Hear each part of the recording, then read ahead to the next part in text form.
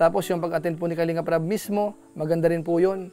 Alang-alang po sa ikakatahimik o kaya sa pagkakaisa po ng Team Rochelle at saka po ng Team Kalingap. Ayan, sunod, Debo ni Rachel. No? Pupunta rin tayo dyan.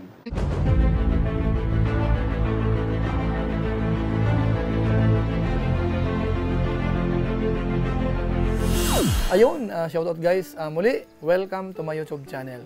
Ito po si Kuya July, ang inyong katugang, ang inyong kalingap, na muling buwabati po sa inyo ng magandang araw, magandang gabi, saang sulok man po tayo ng mundo naroon. At sa araw na ito, meron po tayong panibagong vlog. Pag-usapan po natin yung patungkol po sa birthday ni Rachel na naka-schedule po ngayong April 28, 2024. Ang tanong po dyan, makakadalo po ba si Kalinga Prab? At ang pangalawang tanong, marapat po bang i-vlog ni Kalinga Prab? So pag-uusapan po natin yan, maya-maya ng konti. Magandang pag-usapan po ito. Pero bago po yun, siyempre magpapaalala muna si Kuya July, baka sakaling meron pa po ditong hindi nakasubscribe sa ating YouTube channel. Huwag natin kalimutan, July Paunil. Tapos pakipindot lang po yung notification bell button para lagi po tayong updated sa aking mga video upload. So maraming salamat po sa inyo. Tapos meron din po tayong Facebook page. Pwede po nating i-follow, pwedeng i-like, at saka po pwede pong i-share yung ating mga upload po doon. So maraming salamat po sa inyong lahat. Tapos sina Kuya Bal Santos Matubang, sina Kalinga Prab, Ate Edna Vlogs, Rowell of Malalag, at saka po Jabri Sniper. Suportahan din po natin ang kanilang YouTube channel. Maraming salamat po sa lahat po ng mga viewers po natin sa pagkakataong ito. Ngayon, tuloy na po tayo. Pag-usapan po natin, ito pong nalalapit na schedule po ng birthday po ni Rachel. Tapos po siyempre, i-relate po natin yung patungkol naman po kay Kalinga Prab. Dahil una, si Kalinga Prab po ay vlogger ni Rachel at siya po ang nagpasikat kung tutuusin. Kaya nga bang usap-usapan, marapat po bang i-vlog ni Kalinga Prab si Rachel? Lalong-lalo na po sa araw po ng birthday. Tapos isa pa, kung si Kalinga Prab ba ay makakadalo po sa birthday po ni Rachel, ito po panoorin po natin. Birthday naman po ni Papa Joms. Yun. Abangan nyo po yan. May pasabog dyan sa birthday ni Papa Joms. Yan, sunod, Debo ni Rachel. No? Pupunta rin tayo dyan. So ayan po mga kababayan po natin. Confirm po, si Kalinga Prab po ay a-attend po sa birthday ni Rachel. Kaya kung sakasakali po tayong matuloy din, ang schedule po natin ay maging okay, magkikita-kita po tayo this coming April 28, 2024. Doon po sa mga pupunta dyan, kita-kits na lang po tayo. Ngayon pangalawang tanong, pwede ho kayang i-vlog po ni Kalinga Prab si Rachel? Lalong-lalo na po, dito po sa isa sa mga araw na mahalaga po kay Rachel, mga Kalingap. Kung kayo po ang tatanungin, marapat ho bang i-vlog ni Kalinga Prab si Rachel? Pwede nyo pong i-comment po sa baba. Pero siyempre po, para sa atin po, kung akong tatanungin, okay lang po siguro.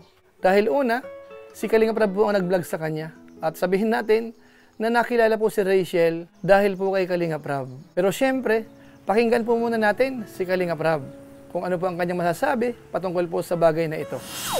Inisip ako kung iba-vlog ko rin yung Debo ni Rachel. Ano sa tingin niyo mga kalingap? O hayaan na natin silang sina Insan Roel na lang. Kasi gusto ko rin sanang i-vlog, 'di ba? Kasi syempre yung Rochelle is rin natin, 'di ba? Kumbaga success din ng ating YouTube channel, no? Kauna-unahang love team talaga na pinag-usapan ang Rochelle. So, okay ba sa inyo mga kalingap na i-vlog ko ang Debo ni Rachel? So, yun po. Ipaubaya mo na si Rachel kay Lorniat. Hindi po yan. Kumbaga, sa atin pa rin yan. Kumbaga, Rochelle is Kalinga pa rin. Huwag niyong isipin na iba sila. Actually, kagabi nga po, nakasama ko si Insan Roel. So, di ba, nung nabanggit natin, napanood nyo dun sa birthday niya, sabi niya babawi siya sa atin. So, ayun, bumawi po siya kagabi. Yun, nakapag-usap kami, yan, mga nag-open ng mga bagay-bagay. Kaya huwag niyo pong isipin na may barrier. Huwag niyo pong isipin. So ayun po, maliwanag po, gusto rin pong i-vlog ni Kalinga Prab. Dahil sabi niya, si Rachel po ay parang success din po ng kanyang YouTube channel. Si Rachel po yung parang nauna o kaya pinakauna sa kanyang mga love team kung tutuusin. Kaya sa palagay po natin, marapat lang po siguro na i-vlog din po ni Kalingap Rab. Bukod po siyempre, doon po sa magiging vlog po ni Ruel of Malalag, ni Rachel, at saka po nung scouter, kung papayagan po nila, so okay lang naman po siguro na maraming mag-vlog po dyan. Kasi main event po yan. Ang usapan lang po dyan, mapagkasunduan. Kung sino po ang unang maglalabas po, ano? Kasi mamaya magunahan pa po sila. Although sa palagay naman po natin, maganda naman po silang mga kausap, nasa tingin po natin, hindi naman mag-uunahan. Ngayon, balikan po natin si Kalingap Rab. Dahil sa tingin po natin sa kanya, hindi po siya masyadong parang nangunguna o kaya nag-decide po kaagad. Kinukonsulta niya po yung mga viewers. Kaya doon po sa live niya po kagabi, nagtanong po siya. So panoorin po natin kung ano po yung opinion ng mga viewers po. Ito, panoorin po natin. Yung nga po, natin. Type 1 po kung iba-vlog. Kung payag kayo na i-vlog ko ang birthday, ang debut ni Rachel. And type 2 naman kung wag, kung hindi. Ayan. Type 1 kung iba-vlog ko yung debut ni Rachel. And type 2 kung hindi. Uy, ang daming 1, no? Uy, puro 1. So, gusto nila na i-vlog ko ang debut ni Rachel. Sige po.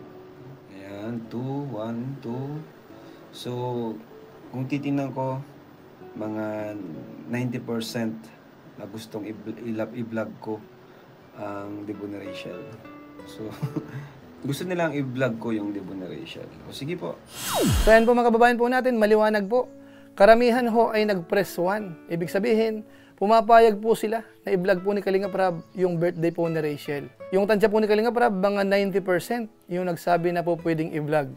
At yung 10% naman po, yung parang ayaw. Ano mga Kalingap? Ngayon ito lang po masasabi natin. Para sa akin po talaga, gaya ng sinabi ko kanina, okay lang para sa akin na i-vlog po ni Kalingap Rab. Dahil una, vlog po siya ni Kalingap Rab.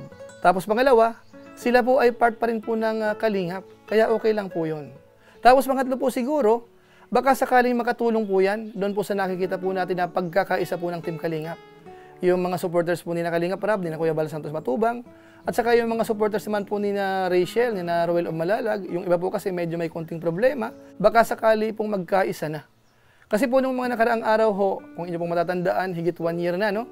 Mula po nung nag-announce po si Kalingap Rab na parang hindi na part ng Kalingap Angel si Rachel, hindi na part ng mga beneficiaries, marami hong nagtampo. Yung iba po nagme-message sa atin, yung iba po mga nagko-comment.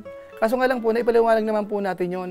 At saka naipaliwanag naman po ni Kalingap Rab, ni Ruel of Malalag. Kumbaga, malinaw naman po siguro yung kanilang mga explanation patungkol po doon.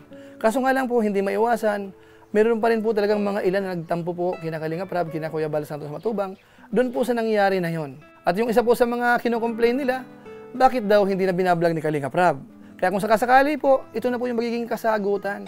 Baka sakali pong mawala na po yung mga ilan-ilan na naglalagay po ng kulay, ng pagkabahabahagi dito po sa Team Rochelle at saka po ng Team Kalingap.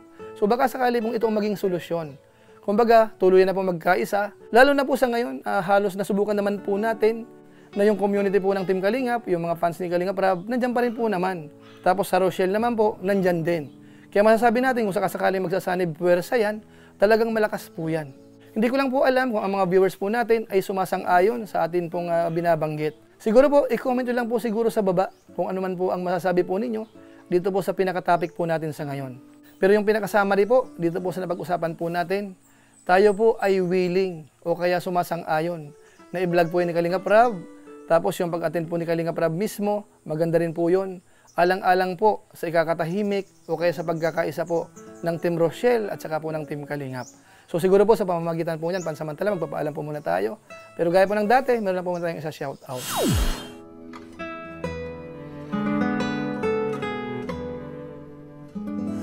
Tapos maraming salamat din po sa aking mga kasaman sa COOS, Kalingap OFW Organic Sponsor, sa inyo pong patuloy na pagsuporta po sa mga babae program ni na Kuya Bal Santos Matubang, saka po ni Kalingap Rab. Maraming salamat po sa inyo. Tapos sa ating mga viewers, yung nanonood po sa ating YouTube channel, sa ating Facebook page, maraming salamat po sa inyo. Lalong-lalo na po yung mga hindi po nag-skip ng ads, masipag mag-share ng ating mga videos at saka po mga nagla-like. Kung inyo po itong nagustuhan, pwede po nating i-share. So maraming salamat po sa inyong lahat. So muli, ito po si Kuya July, ang inyong katugang, ang inyong kalingap, na pansamantalang nagpapaalam po muna. Kita-kita na lang tayo sa mga susunod ko pang vlog. Maraming salamat sa inyong walang sawang pagsuporta po sa ating YouTube channel. Pagpalain nawa ka ng Diyos, mabuhay tayong lahat. God bless. Bye-bye!